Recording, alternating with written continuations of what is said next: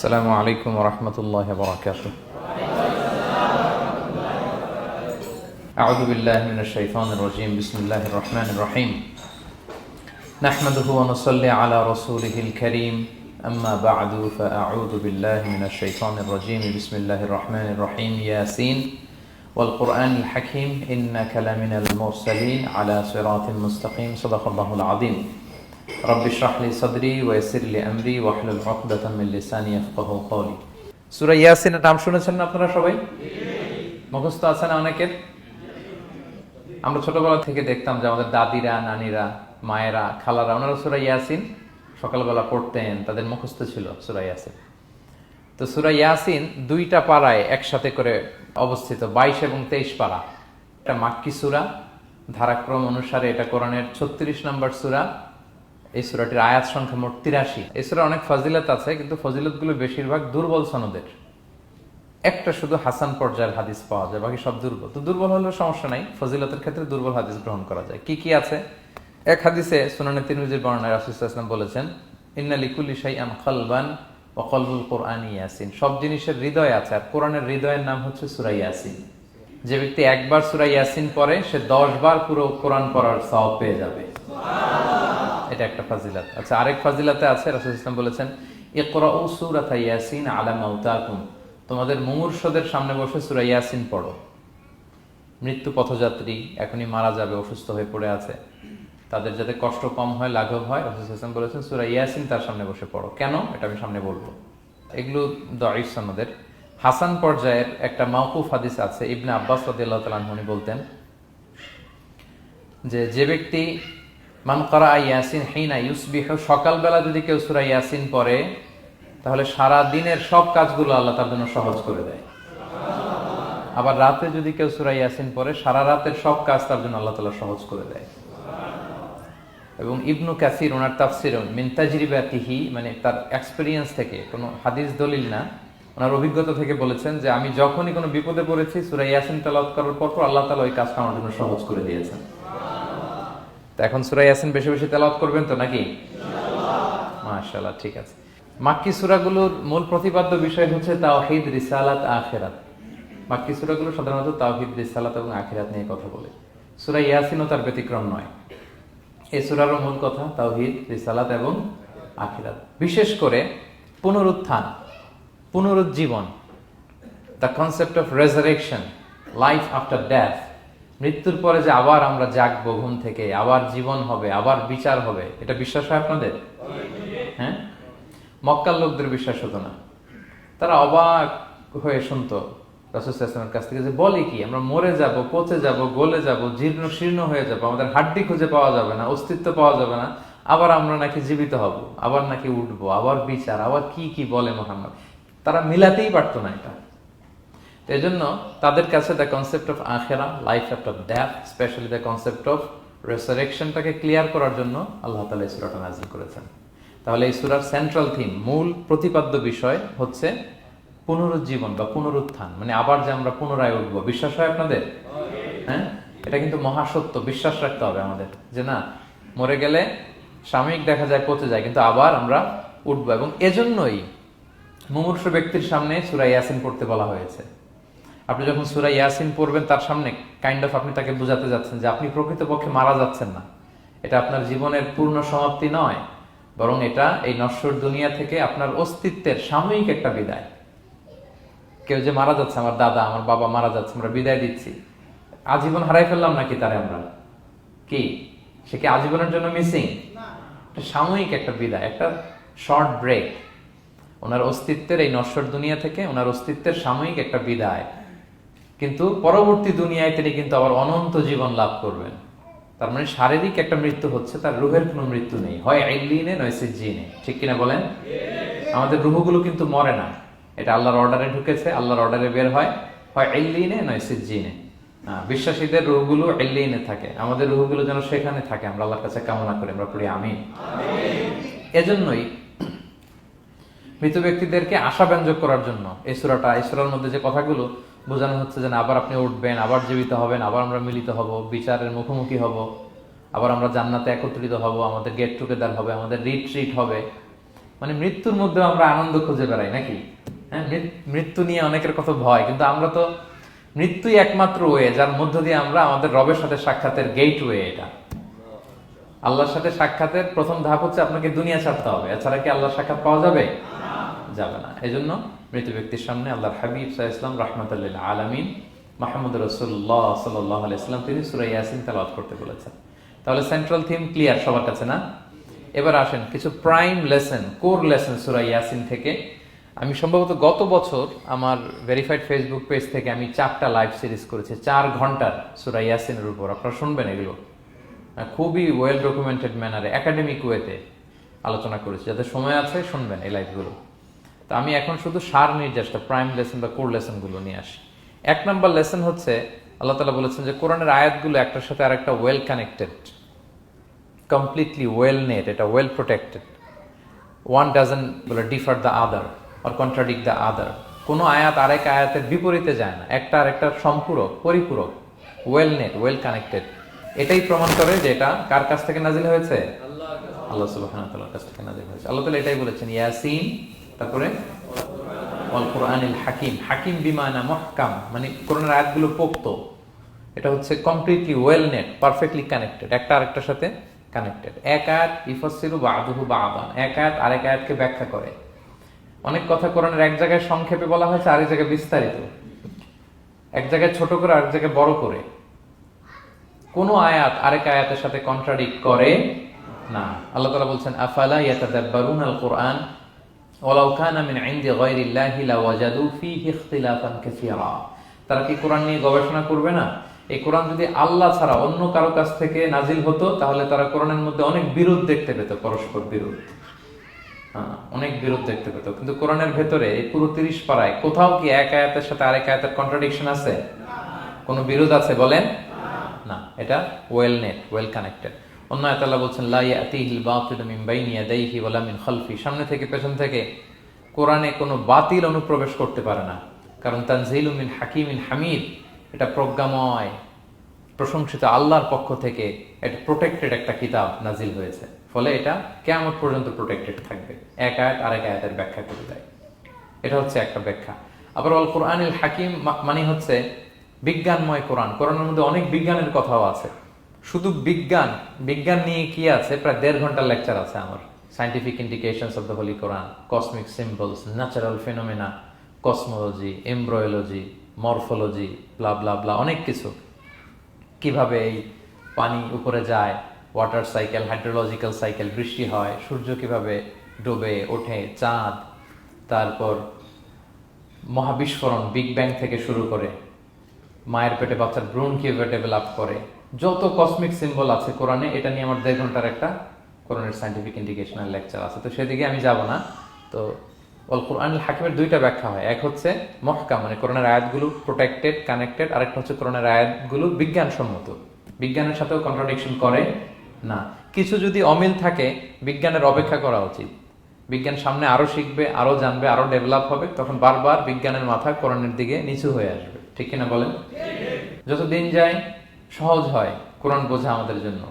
বিজ্ঞানের আবিষ্কারের কারণে কোরআন বোঝা সহজ হয় এবং মিলে যাচ্ছে সবকিছু। তাহলে এটা হচ্ছে 1 নম্বর লেসন সূরা ইয়াসিন থেকে, যে কোরআনের সব ভার্সেস গুলা আর পারফেক্টলি কানেক্টেড, ইন্টারকানেক্টেড। 1 নম্বর। 2 নম্বর হচ্ছে সূরা ইয়াসিনের 10 নম্বর আয়াতে আল্লাহ তাআলা বলেছেন ওয়াসাওয়াউন আলাইহিম আনযারতাহুম আম লাম তুনজিরহুম লা ইউমিনুন। হে নবী, আপনি তাদেরকে ওয়ার্নিং দেন আর না দেন সমান সমান, কাজ হবে না। এর কারণ হচ্ছে জেনে বুঝে যদি কেউ সত্যকে প্রত্যাখ্যান করে তার অন্তরে আল্লাহ মোহর মেরে দেন। জেনে বুঝে সত্যকে প্রত্যাখ্যান করলে, আমি বুঝি নাই, আমি শুনি নাই, আমি জানি নাই, এটা আল্লাহ মাফ করবে। আমি কনভিন্স হই না, এই জন্য মানতেছি না, কিন্তু আমি জানি এটা সত্য, এরপরেও যদি সত্যটা গ্রহণ না করি তাহলে কার মুক্তি আছে বলেন তো?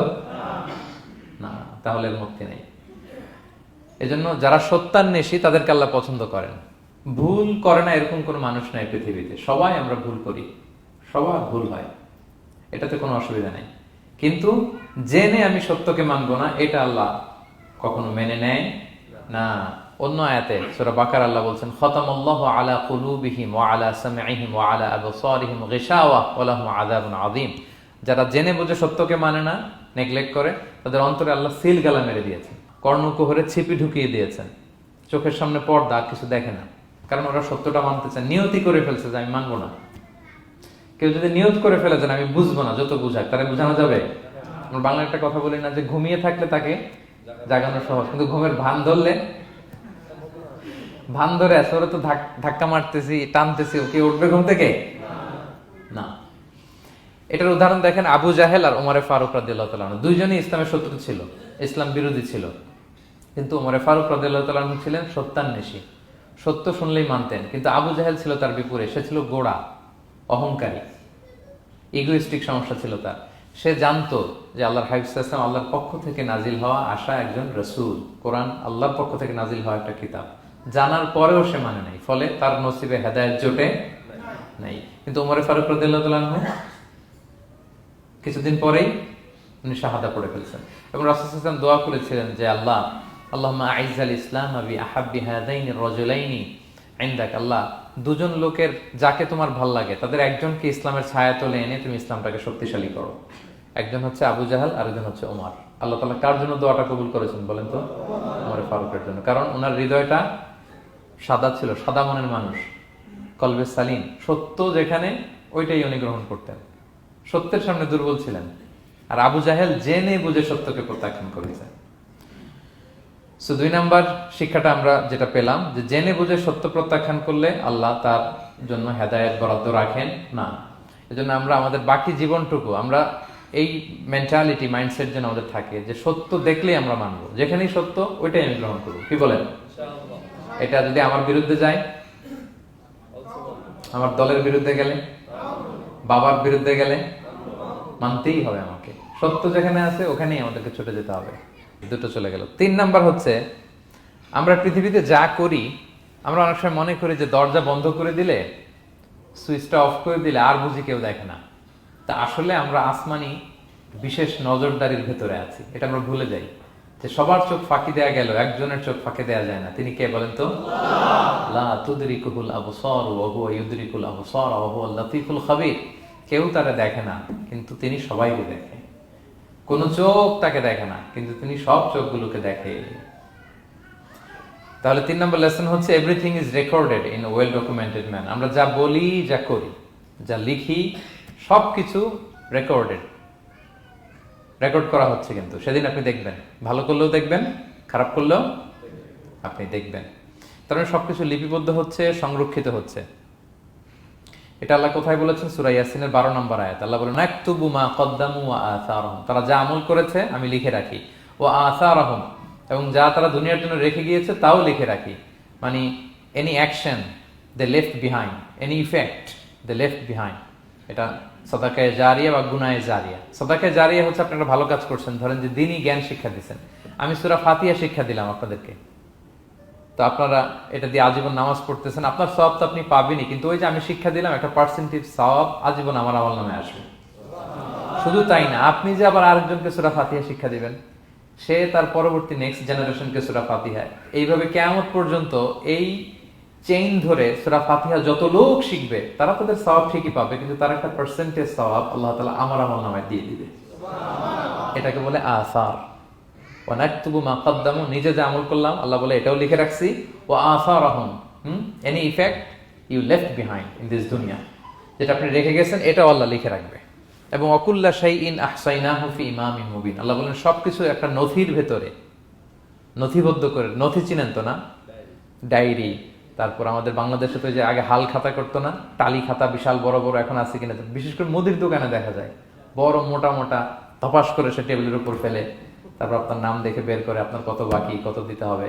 এই যে টালি খাতা, এই নথি করে রাখছে আল্লাহ তাআলা আমাদের সবকিছু যা করলাম, যেটার ইফেক্ট দুনিয়াতে আমি রেখে গেলাম। এবং অন্য আয়াতে আল্লাহ তাআলা বলছেন, মা ইয়ালফিযু মিন কাওলিন ইল্লা লাদাইহি রাকীবুন আতীদ, আমি মুখ দিয়ে যা উচ্চারণ করি সব আল্লাহ তাআলা একজন পর্যবেক্ষক ফেরেশতার মাধ্যমে তুলে রাখেন, সব আপনি দেখতে পাবেন। শুধু তাই না, এখানে একটা স্পেশাল লকেট রেখেছেন আল্লাহ। আল্লাহ বলেন, ওয়াকুল্লা ইনসানিন আলজামনাহু তায়রাহু ফি উনুকিহি ওয়া নুখরিজু লাহু ইয়াওমাল কিয়ামাতি কিতাবান ইয়ালকাহু মানশুরা। প্রত্যেকের গ্রীবালগ্নে আমি একটা স্পেশাল সিম কার্ডের মতো রেখেছি, যা বলো এখানে রেকর্ড হয়ে আছে, কিয়ামতের দিন আমি সব বের করে দিব। তাহলে পালানোর জায়গা আছে? That means we are under surveillance, হ্যাঁ, 24/7 আল্লাহ তাআলা মনিটর করছেন, এবং এই বিশেষ আসমানি নজরদারি থেকে আমরা কেউই মুক্ত না। তাইলে লাইট বন্ধ করে দিলেন, দরজা আটকায় দিলেন, কেউ দেখে না, না? কেউ যেটা দেখে না সেটা দেখেন কে? আচ্ছা, তিনটা জেনে গেলেন। 4 নম্বরে হচ্ছে পৃথিবীতে সব নবীরা এক মিশন এবং ভিশন নিয়ে এসেছে। সব নবীরা লা ইলাহার দাওয়াত দিয়েছে, তাই না? এক আল্লাহর দাওয়াত দিয়েছে। আচ্ছা, কখন কি এমন হয়েছে কোন নবী এসে বলছে যে আল্লাহ একজন, আবার আরেক নবী এসে বলছে না আল্লাহ 2-3 জনও হইতে পারে? হ্যাঁ, বলছে? কোন নবী এসে বলেছে মৃত্যুর পর এক জীবন আছে, হিসেব দিতে হবে, পাই টু পাই হিসেব হবে? আরেকজন বলছে না, এরকম নাও থাকতে পারে। এরকম এক নবী এক কথা, আরেক নবী আরেক কথা হয়েছে? এগুলো নবীদের মধ্যে হয়, কবিদের মধ্যে হয়। এক কবি এক কথা বলে, আরেক কবি, এক দার্শনিক এক কথা বলে, আরেক দার্শনিক আরেক কথা, এক রাজনীতিবিদ এক কথা, আরেক রাজনীতিবিদ আরেক। এদের মধ্যে ধাক্কাধাক্কি হয়, কিন্তু নবীদের মধ্যে কথার মধ্যে এগুলো আছে? কারণ তারা মন গড়া কথা বলে না। ওমা ইয়ানতিকু আনিল হাওয়া ইন হুয়া ইল্লা ওয়াহিয়ু ইউহা। তাদের কথা আসে একটা হেডকোয়ার্টার থেকে। হেডকোয়ার্টারটা কার? আসমানি রেভেলেশনের বেসিসে ওনারা কথা বলেন। মন গড়া কোনো নবী কোনো কথা বলেন না। তাহলে 4 নম্বর শিক্ষা হচ্ছে সব নবীর মিশন ভিশন এক। এজন্য তাদের মধ্যে একটা কোঅপারেশন ছিল। সূরা ইয়াসিনে চমৎকার একটা ঘটনা আছে। একটা জনপদের নাম উল্লেখ করা হয়নি, কিন্তু কোন কোন মুফাসসির বলেছেন এটা তুরস্কের আন্তাকিয়া জনপদে আল্লাহ একটা কাজে, দাওয়াতি কাজে 2 জন নবীকে পাঠালেন। কয়জন? 2 জন। কাজ একটা, কিন্তু কয়জন? 2 জন। এরকম সাধারণত অন্য নবীদের ক্ষেত্রে হয় না, কোরআনে পাওয়া যায় না যে এক কাজে এক জায়গায় 2 নবী, এরকম হয় না। এক্সেপ্ট মুসা আলাইহিস সালাম, ওনার কথা বলার জড়তা ছিল, তো উনি আল্লাহকে বলেছেন আল্লাহ আমাকে যেই তাওরাত দিয়ে পাঠালেন আমি তো কথা ক্লিয়ারলি বলতে পারি না, জড়তা, মামলিং হয় আমার মুখে। আমার ভাই আখি হারুন আফসাহু মিন্নি লিসান, ও আবার খুব ফ্লুয়েন্ট ছিল। আমি নেতৃত্ব দিব, কিন্তু হারুন ভোকাল দিবে, আপনি তাকে নবী বানায় দেন। মুসা আলাইহিস সালামের দোয়ার বদলতে আল্লাহ হারুন আলাইহিস সালামকে নবী বানাই দিয়েছিলেন। 2 ভাই মিলে ফেরাউনের কাছে দাওয়াতি কাজ করেছে। কিন্তু এছাড়া আর এরকম দেখা যায় না যে এক এলাকায় এক কাজে 2 জন নবী, না। এইখানে দেখা গিয়েছে আন্তাকিয়া জনপদে আল্লাহ এক মিশনে কয়জন নবী পাঠিয়েছেন? 2 জন। আচ্ছা, কিছুদিন পরে আরো একজন, তাহলে হইল কয়জন? 3 জন। এক কাজে এক জনপদে এক এলাকায় মোট 3 জন নবী, কিন্তু এদের মধ্যে কোনো মারামারি নেই। আমাদের দায়ীদের অবস্থা দেখেন তো বাংলাদেশে, মাশাআল্লাহ। আমাদের প্রত্যেক দায়ীদের একই মিশন না? একই মিশন, একই ভিশন, একই লক্ষ্য, একই ডেস্টিনেশন, কিন্তু কত বিভেদ, কত বিরোধ দেখেন। আল্লাহ তাআলা সূরা ইয়াসিনের 14 নম্বর আয়াতে বলছেন ইদ আরসালনা ইলাইহিম মুসনাইন, প্রথম 2 জন নবী পাঠালাম একটা মিশনে, ফাআজ্জাজনা বিসালিস, এবং 3য় জন দিয়ে আরো এদেরকে মজবুত করলাম। ফাকালু ইন্না ইলাইকুম মুরসালুন, তারা যে 3 জন একই কথা বলল যে আমরা রাসূল হয়ে এসেছি। তাহলে দেখেন নবীদের মধ্যে পারস্পরিক শ্রদ্ধাবোধ ছিল। বড় নবী, ছোট নবী, প্রধান বক্তা, দ্বিতীয় বক্তা, তৃতীয়, এগুলো ছিল না। এই 3 নবীর মধ্যে প্রধান নবী, দ্বিতীয় নবী, তৃতীয় নবী আছে নাকি? না। 3 জন একই মিশনে, একই ভিশনে, কোঅপারেশনে তারা এগিয়ে গিয়েছে। তো দেখেন আমরা যারা কোরআনের দায়ী, আমরা তো নবীদের কাজটাই করি, ফলে আমাদের মধ্যে এই কোঅপারেশন থাকতে হবে, এই রেসপেক্ট থাকতে হবে। আমি ব্যক্তিগতভাবে খুবই লজ্জিত যে আমাদের এই দাওয়া অঙ্গনটাকে আমরা কলুষিত করে ফেলেছি। আমরা অন্য আলেমকে, অন্য দায়ীকে তুচ্ছ করা, তাচ্ছিল্য করা, ছোট করা, হেয় করা, তাকে বাতিল করা, নাকচ করা, এরকম আমরা করে থাকি। আমি একাই ইসলামের মুখপাত্র, আমি যা বলবো এটাই, এটা ঠিকাদারি আমার কাছে, এরকম একটা মেন্টালিটি আছে না? এটা নবীদের মাইন্ডসেট এরকম ছিল না। ওনারা কোঅপারেশনে, কোলাবোরেশনে কাজ করতেন, পার্টনারশিপে, একে অপরের প্রতি রেসপেক্ট ছিল। কোন নবী আরেক নবীর বিষদগার করে নাই। কিন্তু আমরা এক দায়ী আরেক দায়ীকে কাফের বলতেও তো আমরা দ্বিধাবোধ করি না, কি বলেন? আল্লাহ তাআলা আমাদের বোঝার তৌফিক দান করুক। 5 নাম্বার, নবীদের কাজ হচ্ছে আল বালাগুল মুবিন, ক্লিয়ার কমিউনিকেশন, শুধু পৌঁছে দেয়া, বাণীবাহকের কাজ করা। আল্লাহ তাআলা বলছেন ওমা আলাইনা ইল্লাল বালাগুল মুবিন। ওই 3 জন নবী যখন বুঝালেন, তারা এলাকাবাসী মানে না, রিজেক্ট করলো, কিন্তু তারা বললো যে আমাদের কাজ হচ্ছে পৌঁছে দেওয়া, মানবা কি মানবো না এটা তোমাদের কাজ। আমাদের কাজ কি? আল বালাগুল মুবিন, কোরআনিক টার্মিনোলজি, মানে হচ্ছে ক্লিয়ার কমিউনিকেশন, আমাদের কাজ পৌঁছে দেওয়া, এর বেশি কিছু না। আমরা অনেক সময় একটু জবরদস্তি করতে চাই, জোরাজুরি করতে চাই, এই নামাজ পড়ো না কেন, তাকে জোরাজুরি করা, দাঁড়িয়ে রাখো না, জোরাজুরিতে বেশি কাজ হয় না। আপনি পাওয়ারফুল মেসেজ দিবেন, ইনফ্লুয়েন্স করবেন, এতেই আল্লাহ হেদায়েত দিবে। কারণ হেদায়েতটা নিয়ন্ত্রণ করেন একমাত্র কে? আল্লাহ। আর কারো হাত নাই, এমনকি নবীরও না। কোন নবীও চাইলে কাউকে হেদায়েত দিতে পারে না। আল্লাহর হাবিব সাল্লাল্লাহু আলাইহি ওয়াসাল্লাম মক্কাবাসীদের পেছনে ঘুরতে ঘুরতে পেরেশান। উনি তো রহমতের নবী, উনি ভাবতেছিলেন হায়রে একটু যদি আমার কথা মানতো তাইলেই তো জাহান্নাম থেকে বেঁচে যায়। আর একটু দাওয়াত দেই, সকালে দেই, দুপুরে দেই, বিকেলে দেই, রাতে দেই। তাদের পিছনে ঘুরতে ঘুরতে রাসূল সাল্লাল্লাহু আলাইহি ওয়াসাল্লাম পেরেশান হয়ে যেতেন।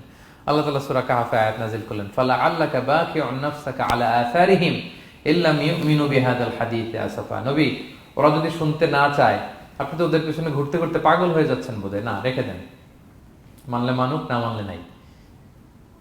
হেদায়েত দেওয়ার মালিক হচ্ছে আমি। ফাযাক্কির ইন্নামা আনতা মুযাক্কির, আপনি শুধু স্মরণ করিয়ে দেন, উপদেশ দেন। লাস্তা আলাইহিম বিমুসাইতির, আপনি বল প্রয়োগ করতে আসেন, আপনাকে দারোগা বানাই পাঠাইনি আমি, আপনি শুধু পৌঁছে দিবেন।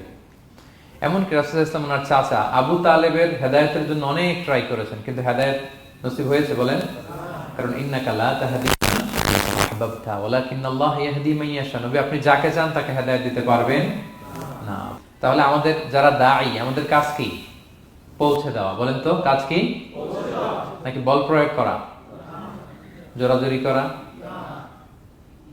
মাশাআল্লাহ। 7 নাম্বার লেসন হচ্ছে, এই পৃথিবীর সবকিছু আইন মানে কার? বলেন তো? আল্লাহর। ইচ্ছায় অনিচ্ছায় সবকিছু আল্লাহর আইন মানে, আমরা ছাড়া শুধু।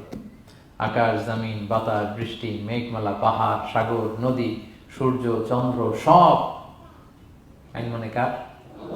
আল্লাহর আইন মানে। সে কথা আল্লাহ বলছেন, ওয়াশ-শামসু তাজরি লিমুস্তাকাররিন লাহা, আমি সূর্যের জন্য একটা গতিপথ দিয়েছি, কক্ষপথ, অক্ষপথ, সে ওইদিকেই ঘুরে, ওরা ঘুরতে বলছে ও ঘুরে, এর কোনো ব্যত্যয় নাই। যালিকা তাকদীরুল আজিজিল আলিম, এটা আমি আল্লাহ ফিক্স করে দিয়েছি। ওয়াল কামারা কাদ্দারনাহু মানাজিলা হাত্তা আদা কাল উরজুনিল কাদিম, আর চাঁদকে আমি 30টা মঞ্জিল দিয়েছি। দেখবেন চাঁদ কিন্তু এক জায়গায় উদিত হয় না, 30 দিনে 30 জায়গায়, পুরো মাস ব্যাপী এদিক থেকে ওদিকে শুধু ঘুরে। এটা আল্লাহ ফিক্স করে দিয়েছে, এটা ওর বিধান। আমাদের জন্য কোরআন বিধান হিসেবে দিয়েছে, আমরা মানি না, কিন্তু প্রত্যেক প্রাণীর জন্য, সৃষ্টির জন্য যে বিধান আল্লাহ ফিক্স করেছেন ওরা ওইটাই মানে, এর একটু একচুল পরিমাণ ডান ব্যয় করে না। সুবহানাল্লাহ, সুবহানাল্লাহ। সো জগতের সবকিছু আল্লাহর দেয়া বিধান মেনে চলে, কারণ গোটা জগৎটাই তো তার। গোটা জগৎটা কার বলেন? ফলে আইনও চলবে তার। আমরা যেন আল্লাহর সবগুলো আইন মেনে চলি। 8 নাম্বার হচ্ছে, এই যে আমরা জান্নাতের কথা শুনি, কিয়ামতের কথা শুনি, আখিরাতের কথা শুনি, একদিন আমরা এটা চাক্ষুষ দেখতে পাবো, তখন আমাদের এই বিশ্বাসটা আরো প্রগাঢ় হবে। মৃত্যুর পরে যে আমাদের লম্বা ঘুম, এই আমাদের নিদ্রা ভঙ্গ যেদিন হবে, সেদিন আমরা সব দেখতে পাবো, চাক্ষুষ কিয়ামতের সবকিছু। সেটা আল্লাহ তাআলা বলছেন, নুফিখা ফিস সূরি ফাইদাহুম মিনাল আজদাসি ইলা রাব্বিহিম ইয়ানসিলুন, ইসরাফিলের সিংহার ফুৎকারে সেদিন সব মানুষ জেগে উঠবে। আপনারা ইসরাফিল আলাইহিস সালামের নাম শুনেছেন? কে উনি? একজন ফেরেশতা। উনি বড় একটা সিংহায় ফুৎকার দিবেন। সৃষ্টির পর থেকে আল্লাহ ওনাকে একটা কাজের জন্য অ্যাসাইন করেছেন, শুধু ফু দিবে 3টা। কয়টা? আর কোনো কাজ আছে? দ্যাটস ইট, দ্যাটস ইট, শুধু 3টা ফু দিবে 3 বারে। ঠিক যে মুহূর্তে আপনারা এখন কথা শুনছেন, এই মুহূর্তে উনি ওই ট্রাম্পিট সিংহা নিয়ে আরশের দিকে তাকায় আছে, কখন আল্লাহর আদেশ আসে, 1 সেকেন্ডও যেন দেরি না, চোখের পলক যাতে দেরি না হয়ে যায়, তাকিয়ে আছেন উনি। ফুৎকার দিবে তো কবর থেকে মানুষগুলো উঠবে। মিনহা খালাকনাকুম ওয়া ফিহা নুঈদুকুম ওয়া মিনহা নুখরিজুকুম তারাতান উখরা, এই কথাই আল্লাহ এই সূরাতে বলেছেন। তো মানুষ যখন উঠবে, কারো ঘুম হবে 50 বছর, কারো 500 বছর, কারো 5000 বছর, কারো 5 লক্ষ বছর। পৃথিবীতে প্রথম নিহত হয়েছে কে জানেন? হাবিল, আদম আলাইহিস সালামের ছেলে হাবিল পৃথিবীর প্রথম মারা গেছে। সে, তার ঘুমটা কত লম্বা বলেন তো? সে কত হাজার বছর, লক্ষ বছর বেচারা ঘুমাচ্ছে, হ্যাঁ, তার কবরে। তো এই সব সিংহার ফুৎকারে সব কবর থেকে উঠবে। ক্বালু ইয়া ওয়াইলানা মান বাআসানা মিন মারকাদিনা হাযা, কি রে, কে ভাঙালো এই লম্বা ঘুমটা? সবাই তো ঘুমাচ্ছিলাম। হাযা মা ওয়া'দার রহমান, ফেরেশতারা বলবে এইটাই সেই দিন যেটা বিশ্বাস করো না এই দুনিয়াতে। ওয়াজ নসিহত হইলে তো তোমরা মানতা না, বলতা এগুলো কিছু নাই। আজকে সেই দিন।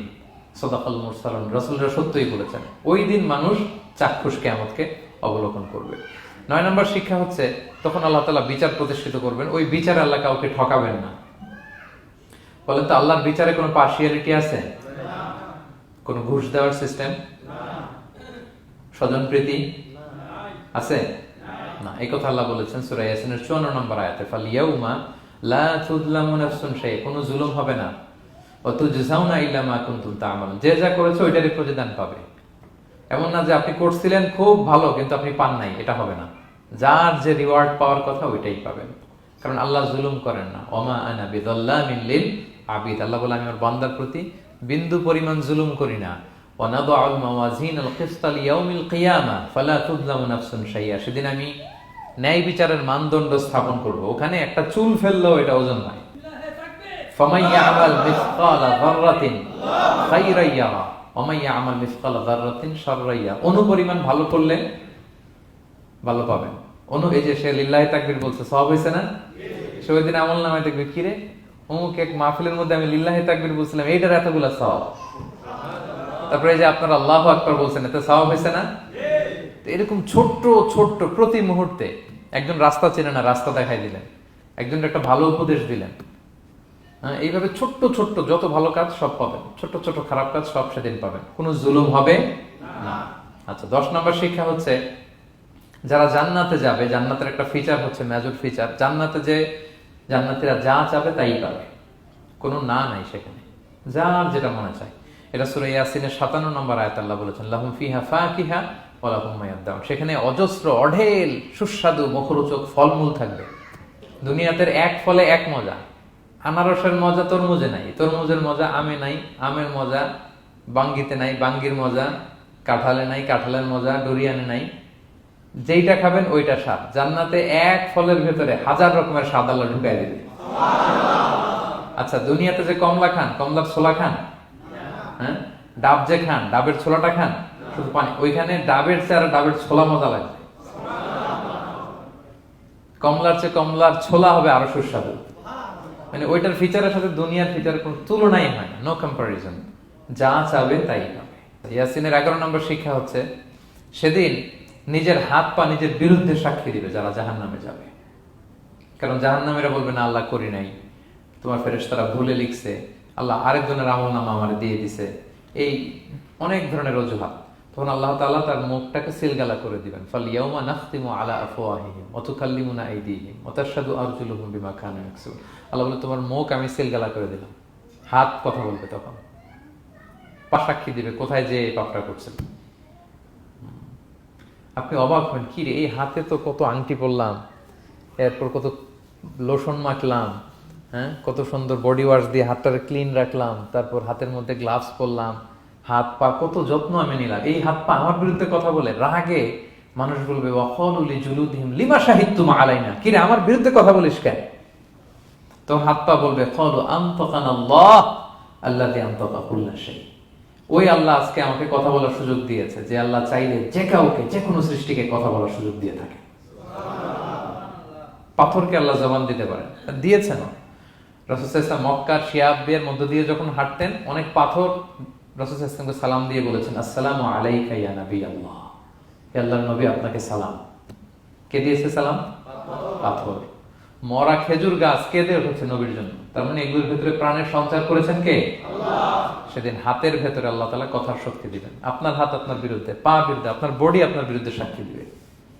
সো খবরদার, অতটুকু পাপ করি যতটুকু পাপের শাস্তি বহনের ক্ষমতা আমার আছে, একটু হিসাব মিলিয়ে নিই আমরা।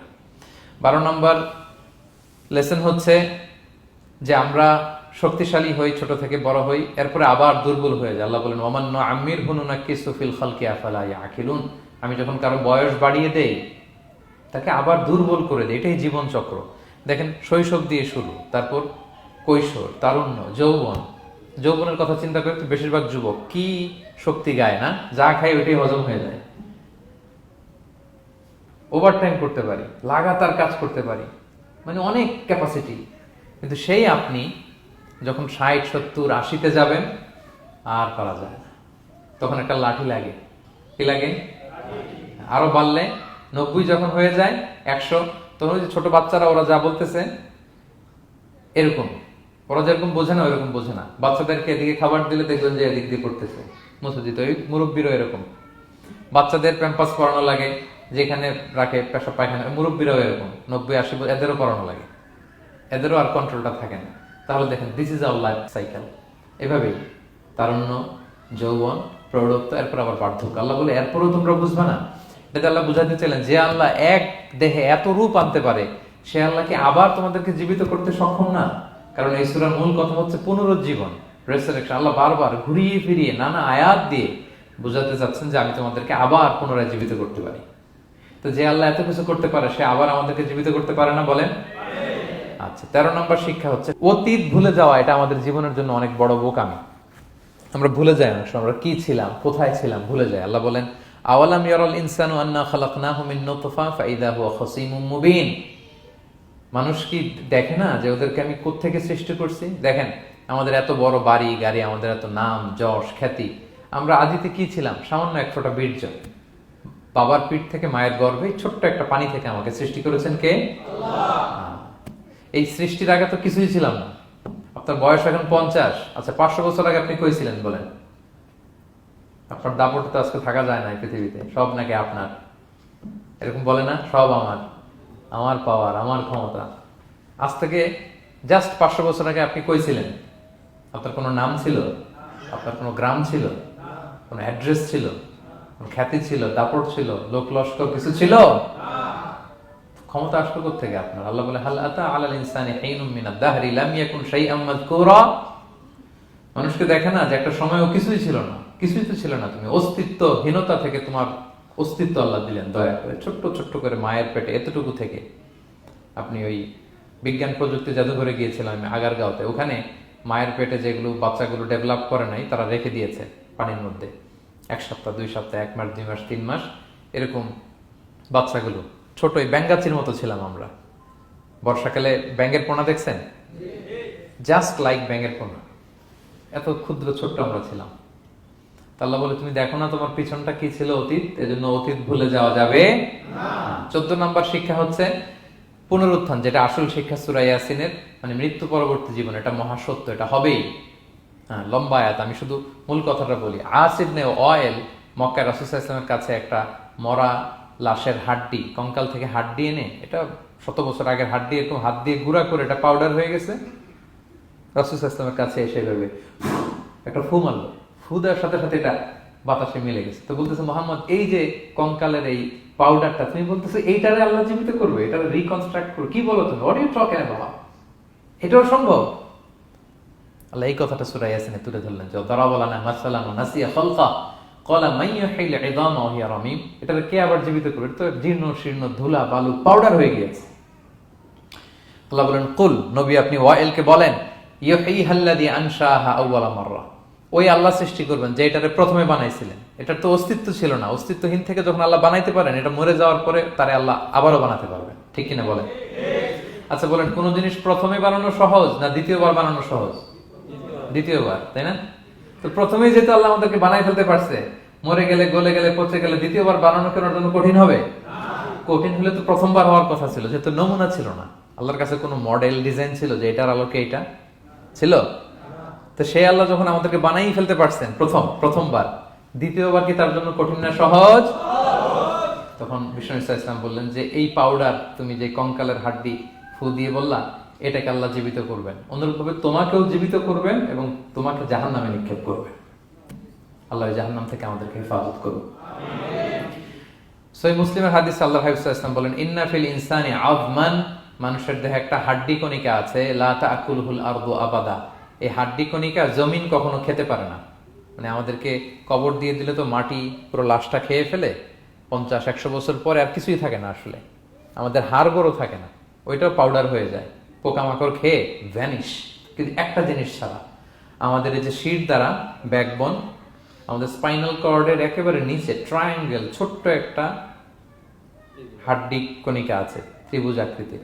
এটাকে ডাক্তারি ভাষায় বলে কক্সিক্স টেইল বোন, পুচ্ছাস্তি বলে। এই ছোট্ট কণা, এইটা নষ্ট হয় না। আল্লাহ বলে, এইটাকে বেইস ধরে আমি কিয়ামতের দিন তোমাদের সবাইকে আবার জীবিত করব। হিন্দুরা যে শ্মশানে লাশ পোড়ায়, সব পুড়ে যায়, কক্সিক্স পুড়ে নয়, ছোট্ট কক্সিক্স কোথা হয় জানেন? গরুর লেজটা যেখান থেকে শুরু হয় ওই জায়গায়, মানে আমাদের শিরদাঁড়ার একেবারে নিচের দিকে ছোট্ট একটা ট্রায়াঙ্গেল হাড্ডি কণিকা আছে, খুবই ছোট ট্রায়াঙ্গেল বোন পার্টিকেল। এটা থেকে আল্লাহ সৃষ্টি করবে। এটা বিমানের ব্ল্যাক বক্সের মতো, বিমান জ্বলে পুড়ে যায়। সাগরের নিচে গেল ব্ল্যাক বক্স কিছু হয় না, জানেন? যে MH কত 370, ওই যে ডুবলো যে ভারত মহাসাগরের নিচ থেকে 3 দিন সিগন্যাল দিচ্ছিল ব্ল্যাক বক্স, এরপর এটার ব্যাটারিও নাই, আর দিতেও পারে নাই। দেখেন সব ধ্বংস হয়ে যায়। ব্ল্যাক বক্স থেকে বিমানের সর্বশেষ কি হয়েছিল ইনফরমেশন গুলো পাওয়া যায়। ওইটা নষ্ট হয় না সাধারণত বিমানে। এই আল্লাহ তাআলা এই ব্ল্যাক বক্স দিয়ে দিয়েছেন আমাদের পেছনে। আজবুল জানাব, এখান থেকে আল্লাহ তাআলা সেদিন আমাদেরকে রিকনস্ট্রাক্ট করবেন। তাহলে পুনরুত্থান, আবার যে আমরা জীবিত হবে, এটা বিশ্বাস হয় আপনাদের? হয়। এটা করতে আল্লাহ কিছুই লাগে না, শুধু কুন বললেই হয়ে যায়। কি বললে?